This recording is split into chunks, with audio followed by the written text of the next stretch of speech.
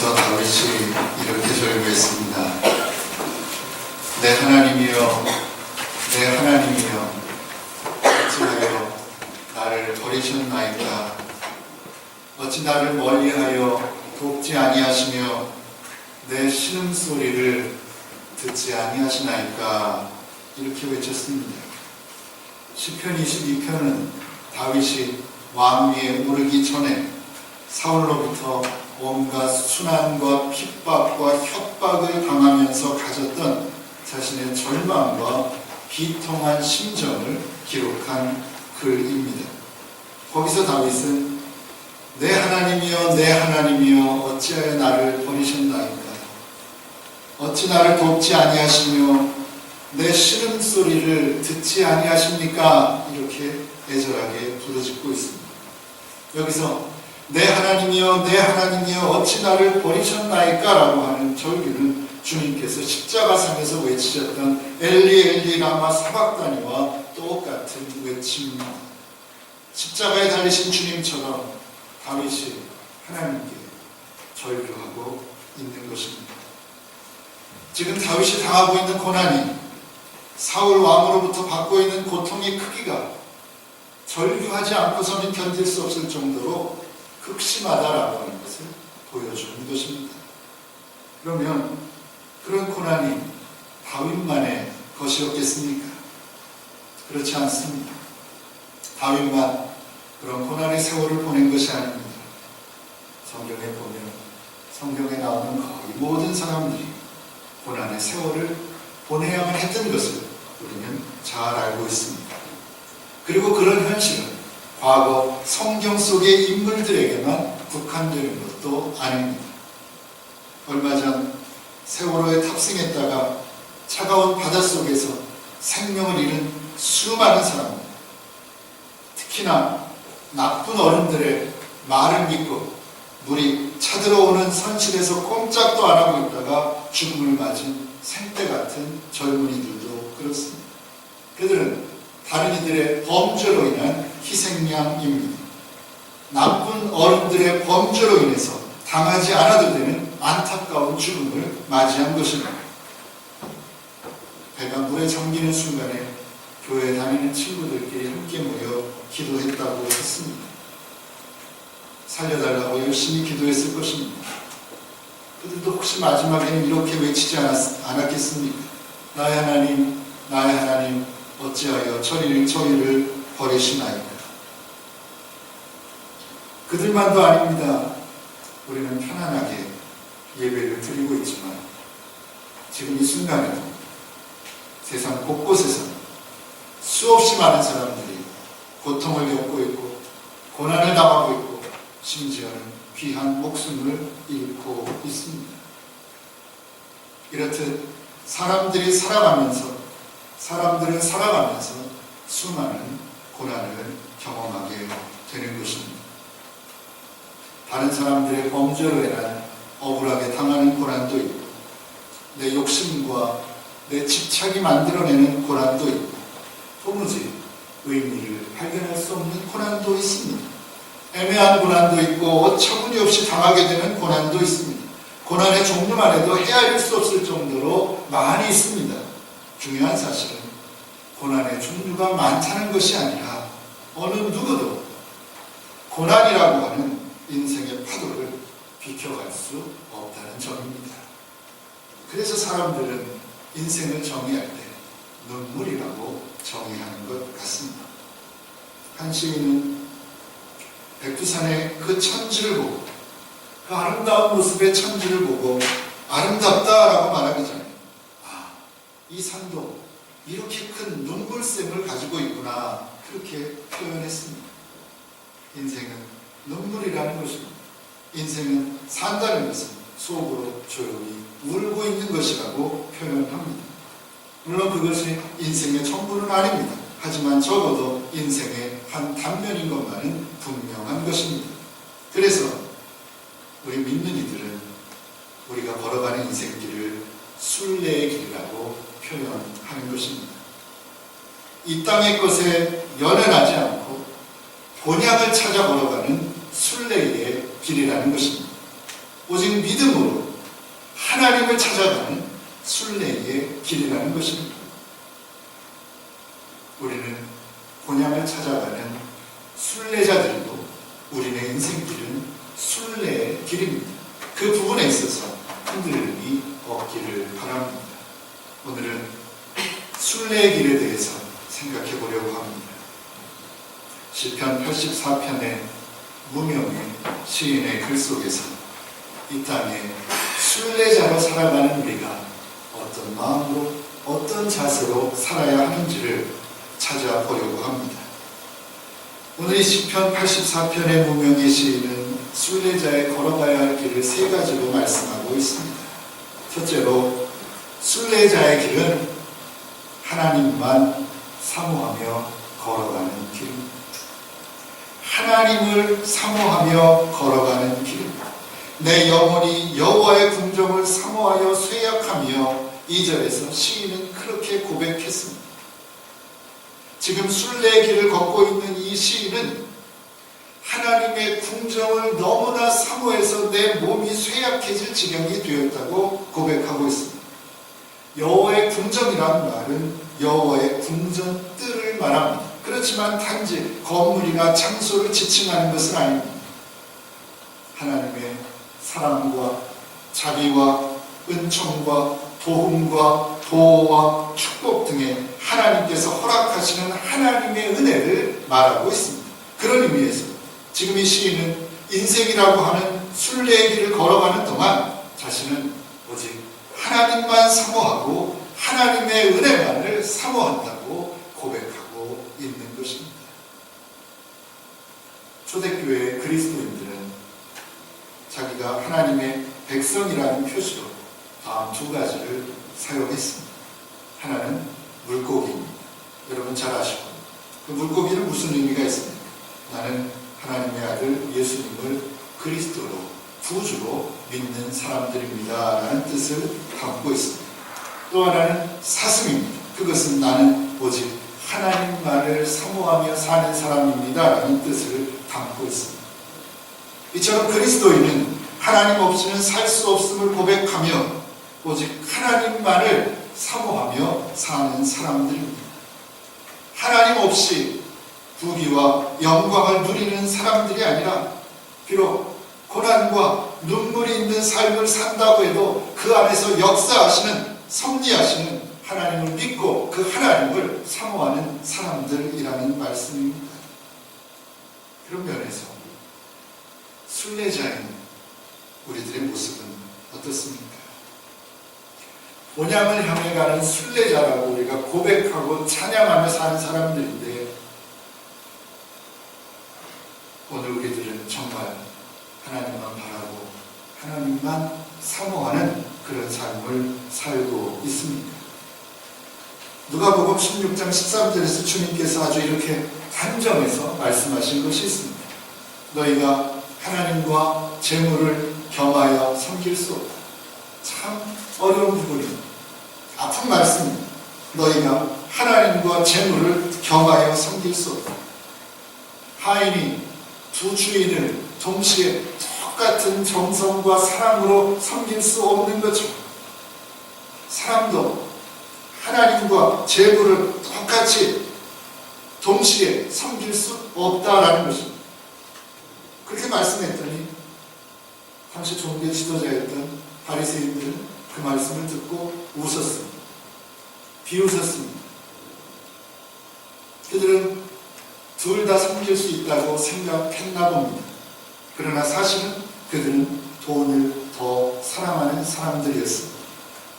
하나님의 말씀을 선포하고 사람들 앞에서 하나님의 말씀을 철저히 지키는 것 같았지만 지켰지만 그것은 겉모습뿐이었고 속으로는 마음으로 하나님의 말씀보다 돈을 훨씬 더 사랑하는 사람들이었습니다. 그들의 하나님은 돈이었습니다.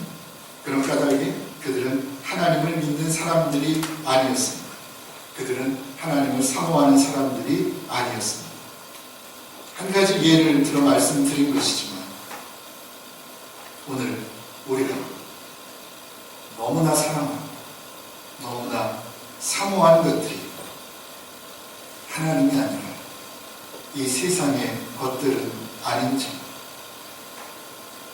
짧은 인생보다도 훨씬 더 짧은, 정말로 잠시 있다가 사라지는 이 세상에 덧없는 것들에 우리 인생을 걸고 있는 것은 아닌지, 우리는 나그네의 길을 걸어갑니다. 영원히 사는 것 아닙니다. 순례자의 길을 걸어갑니다. 하나님을 바라고 하나님을 소망하고 하나님을 사모하는 참된 순례자로 살아가시기를 바랍니다. 두 번째로 순례자의 길은 기도하며 걸어가는 것. 첫째는 하나님을 사모하며 걸어가는 것이고, 둘째는 기도하며 걸어가는 길입니다. 2절 하반절에서 이 무명의 시인은 이렇게 기도합니다. 내 마음과 육체가 생존하시는 하나님께 부르짖나이다, 그렇게 고백했습니다. 8절에서는 만군의 하나님 여호와여 내 기도를 들으소서, 야곱의 하나님이여 귀를 기울이소서, 그렇게 고백합니다. 지금 이 시인이 순례자의 길을 걸어갑니다. 그런데 순례의 길에서 안타까움과 아픔과 문제와 고통을 경험하고 있습니다.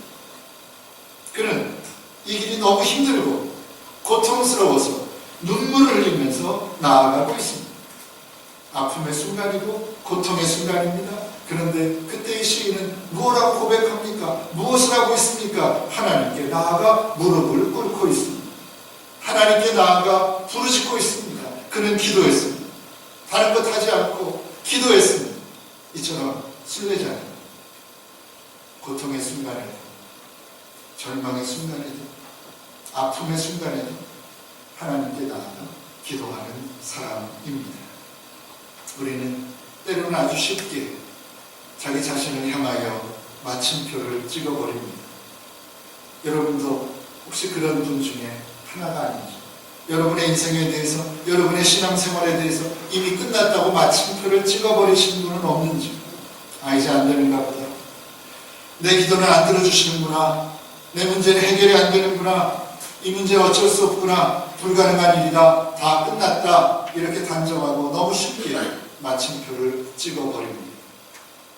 하나님은 아직 아니다, 아직 끝나지 않았다고 하시는데 나는 다 끝났다고 생각하는 것입니다. 그 대표적인 예가 마태복음 5장에 나오는 회당장 야이로의 이야기입니다. 회당장 야이로가 예수님을 찾아옵니다. 자기 사랑하는 딸이 죽게 되었다고 고쳐줄 것을 간절히 청합니다. 예수님께서 그의 딸을 고쳐 함께 야이로의 집으로 가십니다. 그런데 집에 도착하지도 않았는데 그녀가 죽었다는 전갈이 옵니다. 그래도 주님은 집에 갔습니다. 가보니까 사람들이 이미 곡을 하고 있었습니다. 죽은 겁니다. 사람들이 볼 때는 죽은 것입니다. 끝난 것입니다. 그래서 그들은 마침표를 꽝 찍었습니다. 끝났다. 근데 주님이 어떻게 하십니까? 주님은 이렇게 말씀하셨습니다. 이 아이는 죽은 것이 아니고 자고 있는 것이다. 자고 있는데 왜 죽었다고 하느냐. 그리고 그 아이를 일으켜 세우셨습니다. 그 아이를 살려내셨습니다. 이처럼 하나님의 말씀인 성경은 모든 것을 다 포기해버리고 싶을 때에도 조금 더 기다리라고 말씀하십니다. 조금 더 기도하라고 말씀하십니다. 이 악한 세상이 우리를 향하여 단호하게 마침표를 찍으려고 하면 하나님은 아니라고 하시며 오히려 우리 곁으로 더 가까이 다가오신다는 사실을 우리가 깨달아야 하겠다는 것입니다. 그런 까닭에 지금 내가 처한 현실이 아무리 힘들다고 할지라도 낙심하고 안 된다고 말하면 주저앉을 것이 아니라 더욱더 하나님 앞에 나아가 엎드려 기도하는 저와 여러분들 되시기를 바랍니다. 누가 기도의 무릎을 꿇을 수 있을까요? 어떤 사람이 정말 어려움 속에서도 주님 앞에 나아가 기도의 무릎을 꿇을 수 있습니까? 내 인생의 문을 열고 닫으시는 분은 오직 하나님 한 분뿐이라는 그 사실을 믿는 사람만이 기도의 무릎을 꿇을 수 있는 겁니다.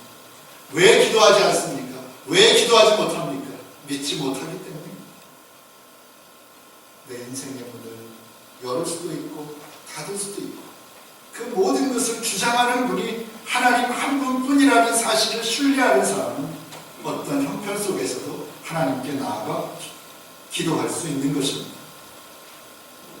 내 인생의 주인은, 내 생명의 참 주인은 오직 하나님 한 분뿐임을 확신하며 어떤 형편 속에서도 하나님께 나아가 기도하는 기도의 사람들 되시기를 바랍니다. 마지막으로 순례자의 길은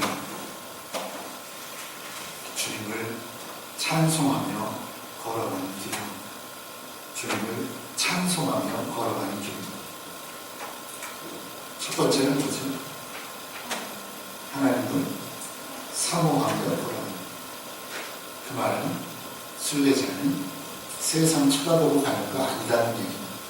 세상이 좋은 것, 세상이 화려한 것, 세상이 번쩍거리는 것, 유혹하는 건 많지만 그 세상 바라보는 것이 아니라 단호하게 고개를 돌려서 하나님을 바라보고 하나님만을 사모하며 걸어가는 사람들이 순례자다. 두 번째는 뭡니까? 기도하는 사람. 좋은 일도 있지만 슬픈 일, 아픈 일, 좌절하고 절망할 수밖에 없는 일들이 우리 앞에 너무너무 많이 있지만 그때마다 세상 사람들처럼 끝이다, 절망이다, 아니다 그럴 것이 아니고 그때마다 오히려 하나님 앞에 나아가 엎드려 기도하는 사람, 믿음으로 기도하는 사람, 그 사람들이 순례자다. 마지막으로 순례자는 어떤 사람입니까? 주님을 찬송하며 걸어가는 사람. 주의 집에 거하는 자가 복이 있나이다. 저희가 항상 주를 찬송하리이다. 4절에서 고백하고 있습니다. 지금 시인은 나는 항상 주를 찬송합니다. 그렇게 고백합니다. 그런데 이렇게 고백하는 시인의 형편이 어떻다고 했습니까? 조금 전에 말씀드린 대로 인생의 길이 너무 힘들어서 지금 눈물을 뚝뚝 흘리면서 걸어가고 있습니다. 좋아서 기뻐서 룰루랄라 걸어가는 길이 아닙니다. 그의 표현대로 하면 눈물 골짜기로 통행하고 있다고 했습니다. 그 인생이 눈물의 골짜기를 지금 걸어가고 있습니다. 얼마나 슬픕니까? 울음이 기숙하는 어둠의 밤입니다. 슬픔의 밤을 보내고 있습니다. 그런데 뭐라고 고백합니까? 그래도 나는 주님을 찬송합니다. 이렇게 고백하는 겁니다.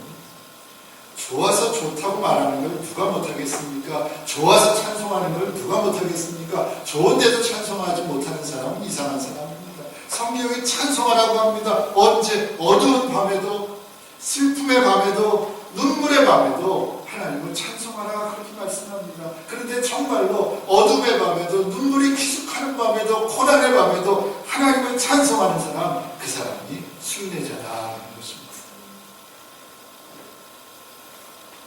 성경에는 이렇게 슬픔의 밤, 울음이 기숙하는 밤, 눈물의 밤에 드려진 찬송이 여러 개 있습니다.